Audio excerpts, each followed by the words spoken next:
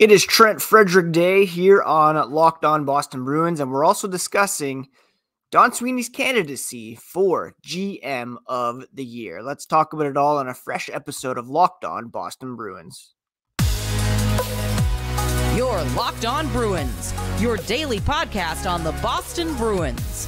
Part of the Locked On Podcast Network, your team every day.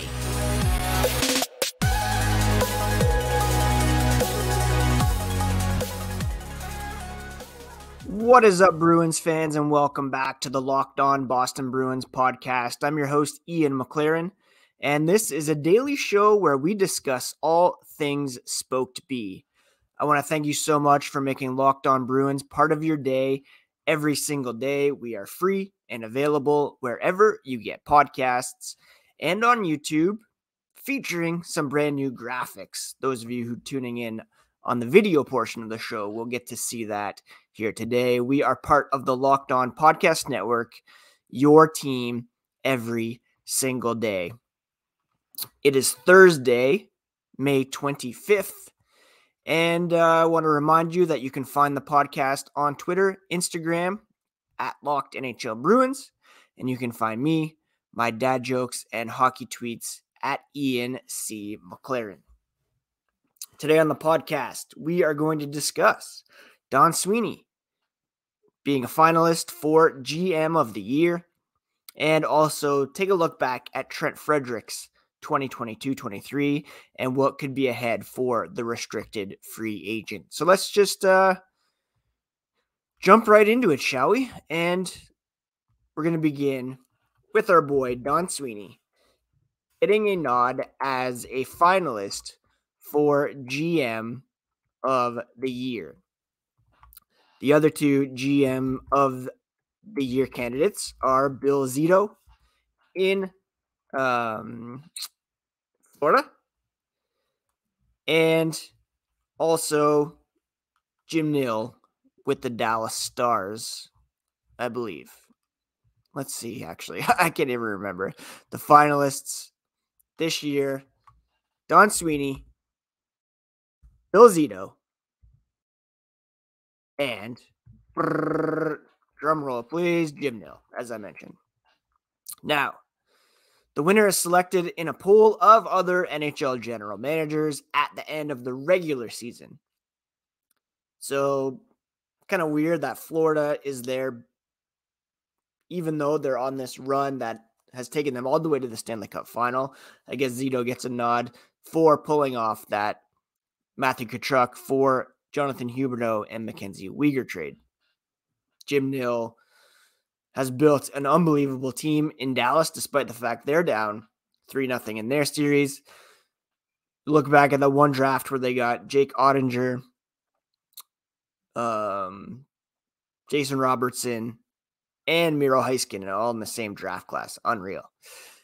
Don Sweeney was named NHL GM of the Year back in 2019, and he oversaw the construction of a historic regular season team this past season. Record of 65, 12, and 5, 135 points, President's Trophy. We all know the regular season accolades that this team was able to put together. And it all began kind of back last summer when he decided to fire head coach Bruce Cassidy, now with Vegas on the brink of advancing to the Stanley Cup final. We're not going to talk about that. Montgomery led the Bruins to the fastest team in NHL history to reach 100 points, 50 wins. And with 65 wins, he holds the NHL record for most wins by a coach in his first season with the team. Of course, it's also the new all-time record. Following that, he decided to trade Eric Haula to the New Jersey Devils for Pavel Zacha.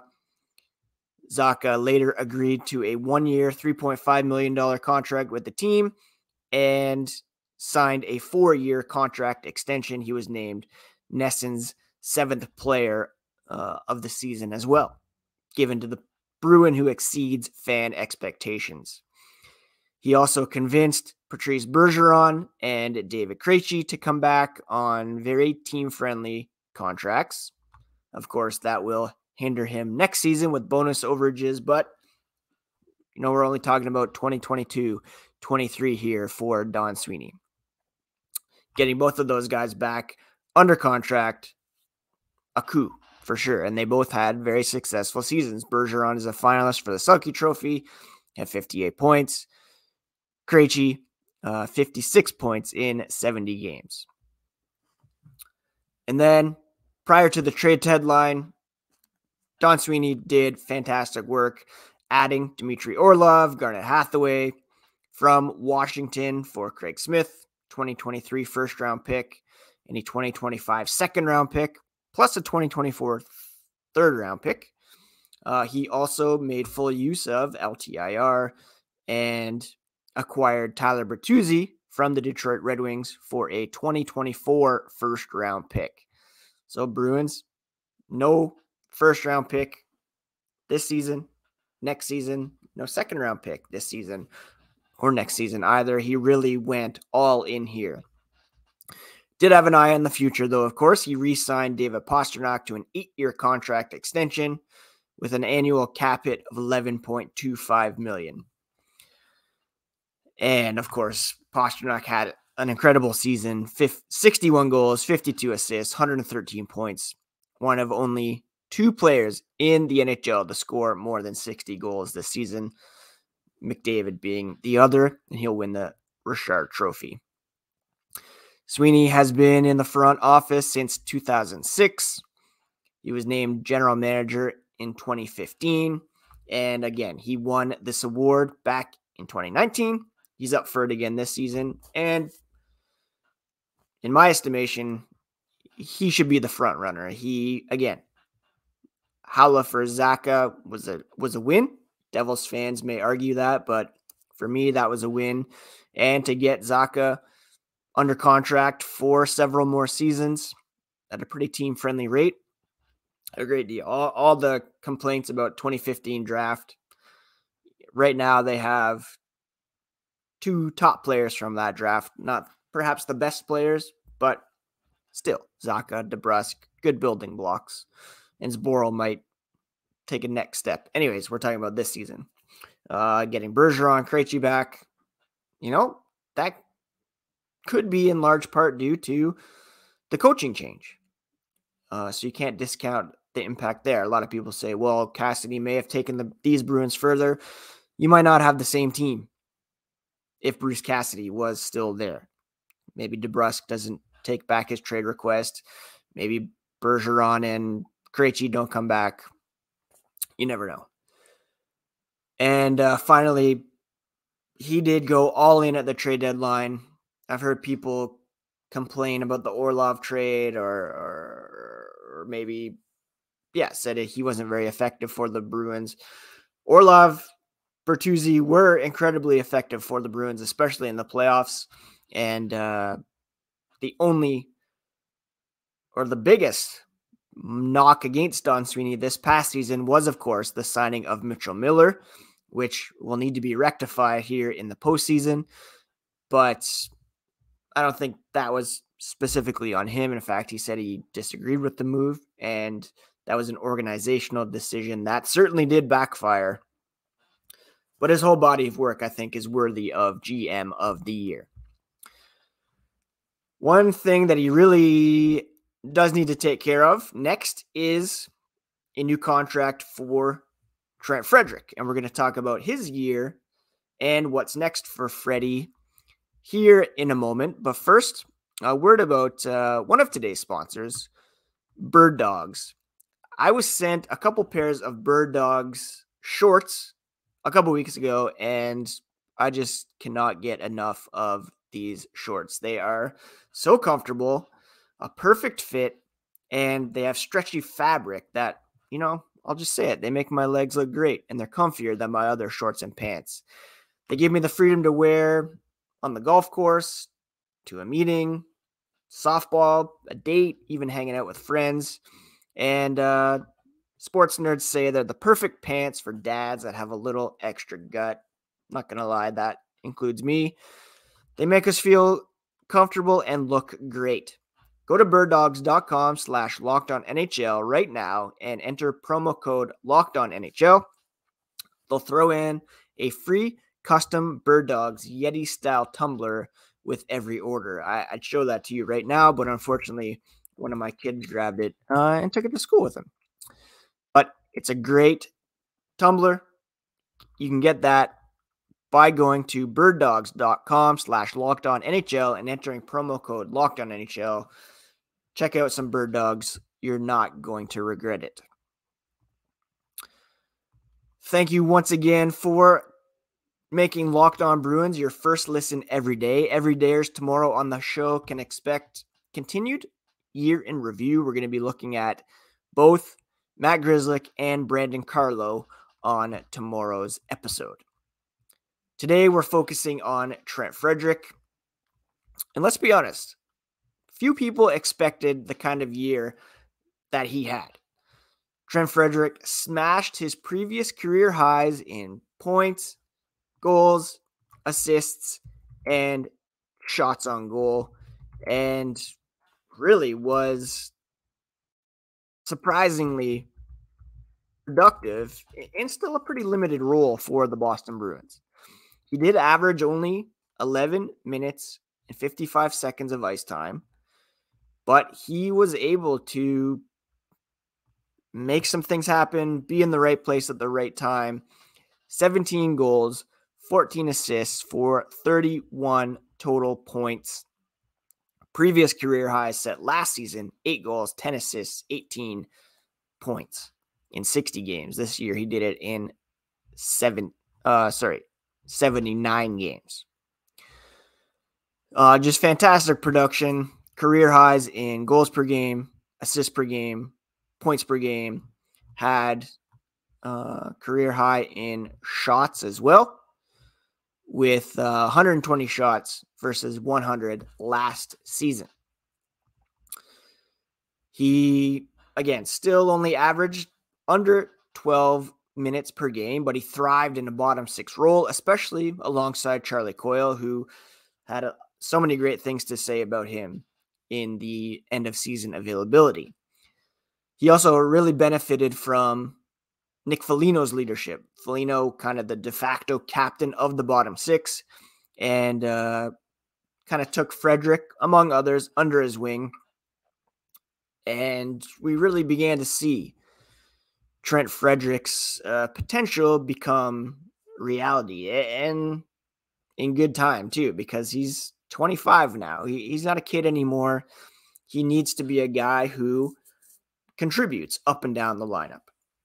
Now, he did still have some penalty issues. I remember specifically being in Ottawa a couple days after Christmas, seeing Frederic get called for covering the puck with his hand and even chucking it out of the zone.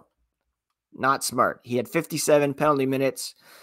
Still the odd, terribly timed penalty. And, of course, most notably, he kind of disappeared in the playoffs. 0 points in 12 games total for his career. And this season specifically, 5 games played. He was scratched for 2 of them. And he was unable to contribute offensively. Did not play in games. What was it? 5 and 6, I believe. He was in the lineup for Game 7. 1 shot on goal in 7 minutes and 44 seconds of ice time. 0 hits, 0 blocks. You know, you can debate whether or not he should have been in and out of the lineup or whether he should have been a mainstay. The Bruins were healthy, so you had to fit Taylor Hall, try to fit Nick Foligno back in there. Freddie was the odd man out, for better or worse.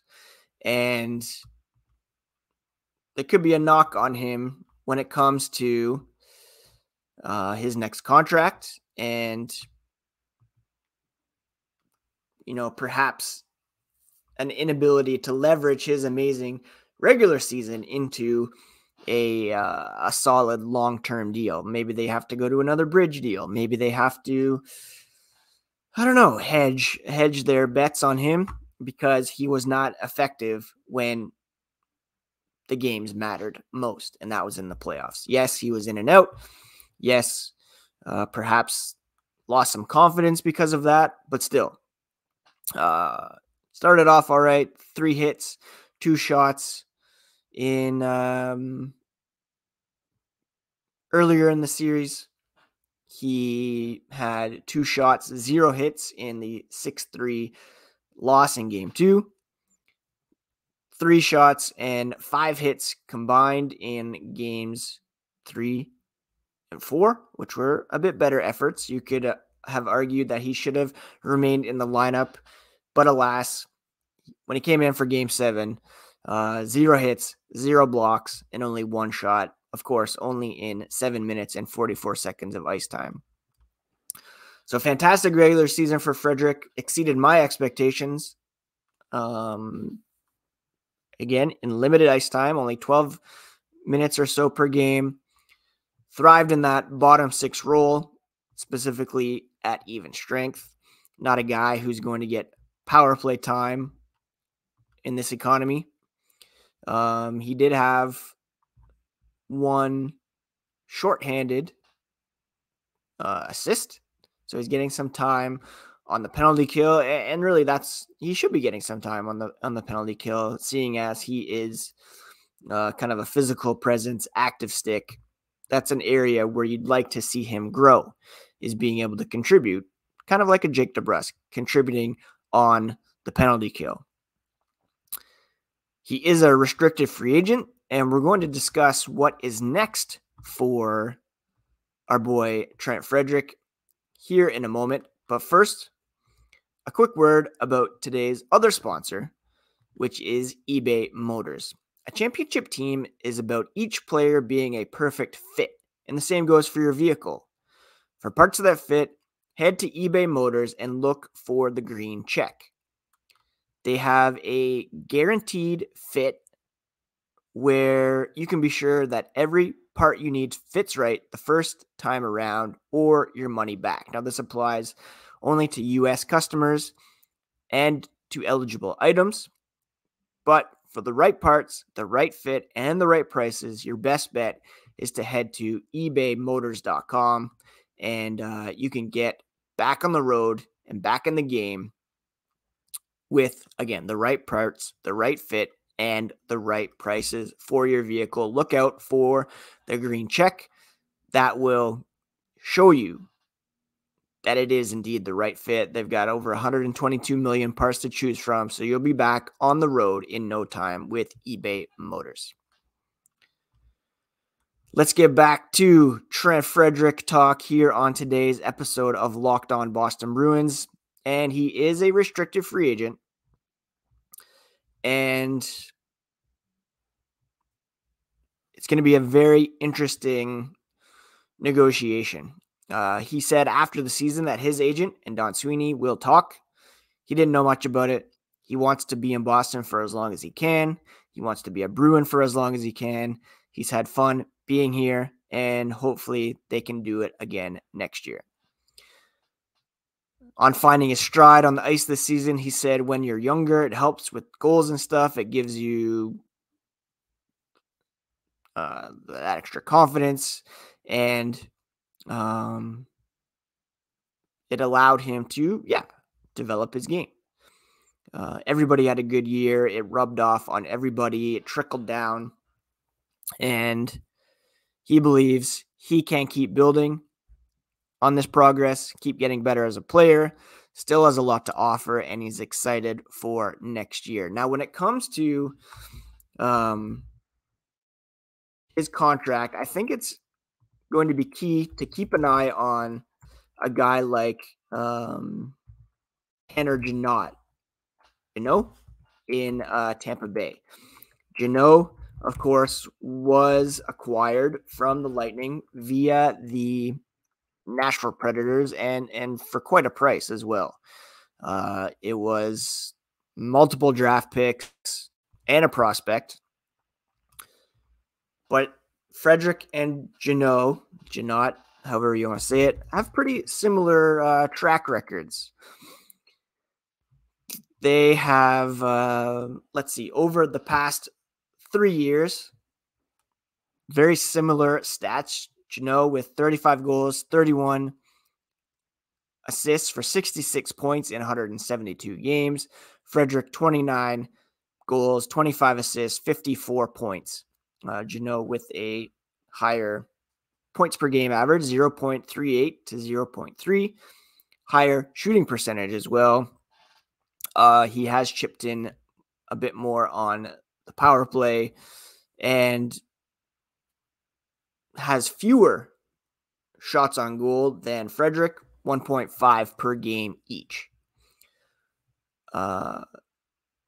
Jeannot, much more prolific when it comes to hits and blocks, does have a higher average time on ice, as well as more shorthanded time, a bit of power play time as well. All that to say, whatever Jeannot comes in at, you can expect that to be used as a comparable, perhaps not what for Frederic is yet, but what the type of player he should be for the Boston Bruins. A depth scorer who can bring some rough and tumble to the lineup, should have more to give in terms of his defensive game. Obviously, the Tampa Bay Lightning valued him quite highly in terms of giving up all those assets for him. And wherever they come in on their contract with him, I think you can see Frederic using that as a comparable and perhaps coming in a bit lower than Jeannot in Tampa Bay. Just looking at an article, how much should the Tampa Bay Lightning pay Tanner Jeannot? And they're projecting, what are they saying here? That would leave, I don't know. It's really hard to value these kind of players. $1.3 million as the floor for that deal. I think you're going to see the Bruins. Jeannot's last deal was 2 years, 1.6 total, so $800,000 per season. Probably going to at least double that. And Trent Frederic, I think we'd like to see him come in around 1.5, 1.75 million. You know, he just needs to prove that he can keep this offense going. He was at 1.05 for the last 2 seasons. Based on his jump this past season in production, he's probably going to push for a couple million at least per season. The Bruins need to try to keep that lower, maybe 1.8. Because, again, you're going to keep an eye on Jeannot in Tampa, and whatever he gets, it's got to be a bit lower for Frederic. It's going to be a fascinating contract negotiation. I don't expect he'd be a cap casualty, but it could be one where players pushing for a lot more than what the Bruins think he's ready for or deserves at the moment based on one fairly productive season, but still with some question marks and some more intangibles that you'd like to see him bring to the table as well, including developing his game as a penalty killer and being more responsible physically as well. Anyways, that's today's episode of Locked On Boston Bruins, my friends. Thank you so much for tuning in. Thank you for making it a daily listen. And we'll be back tomorrow to discuss the second pair of defensemen in Matt Grzelcyk, Brandon Carlo, before we turn our attention later to Jeremy Swayman, the pairing of Forbort Clifton, the trade deadline acquisitions, some fringe players, and more here on Locked On Boston Bruins, part of the Locked On Podcast Network, your favorite team every single day. Take care of yourselves, friends. Take care of each other. We'll talk to you again here tomorrow.